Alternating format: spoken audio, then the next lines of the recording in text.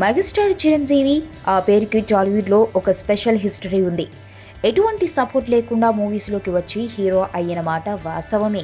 కానీ ఆ తర్వాత హీరోగా చిరంజీవికి లైఫ్ ఇచ్చిన మంచి మంచి హిట్ స్టోరీని, హిట్ డైరెక్టర్స్ని మాత్రం తెచ్చిపెట్టింది మామయ్య అల్లు రామలింగయ్య మరియు బావమరిది అల్లు అరవింద్ అనే చెప్పాలి.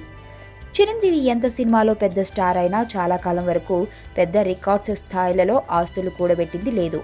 అందరూ సినిమా హీరోలకి ఎంత ఉందో చిరంజీవి కూడా అంతే ఉండేది. ఆ తర్వాత కింగ్ అక్కినేని నాగార్జున సలహా మీదకు బిజినెస్లో పెట్టుబడులు పెట్టడం మొదలుపెట్టారు. నాగార్జున బలవంతం మీదే మా టీవీలో పెట్టుబడులు పెట్టిన చిరంజీవి ఆ మా టీవీని అమ్మే టైంకి దాదాపు 3,000 కోట్ల లాభాన్ని అమ్ముకున్నాడు.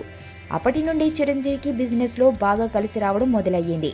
ఆ తర్వాత రాజకీయాల్లోకి వెళ్లడం, ఆ తర్వాత రామ్ చరణ్ సొంతగా ఫ్లైట్లని కొనుగోలు చేయడం, అపోలో హాస్పిటల్లో పార్ట్నర్ అవ్వడం, ఇలా ఇప్పుడు చిరంజీవి కుటుంబం ఆస్తి విలువ దాదాపు 10,000 కోట్లు పైన ఉంది అని తెలిసింది. ఏమైనా డబ్బు ఉంటే ఆ సుఖమే వేరు బాస్.